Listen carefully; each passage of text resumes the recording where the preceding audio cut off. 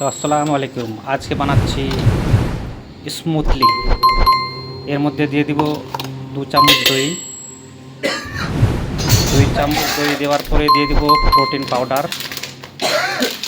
3 চামচ protein powder দিয়ে দিব। প্রোটিন পাউডার দেওয়ার পরে এই প্রোটিন পাউডার দিয়ে দিলাম 3 চামচের মতো। আর এখন দিব একটা কলাটা ভেঙে ভেঙে দিয়ে দিব।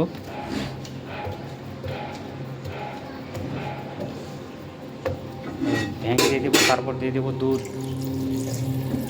দুধটা দেওয়ার পরে একদম এটা ভালো করে মিক্স করতে হবে। এটা দেবো চিয়া সিড। এই চিয়া সিড দিয়ে দিলাম ভালোভাবে।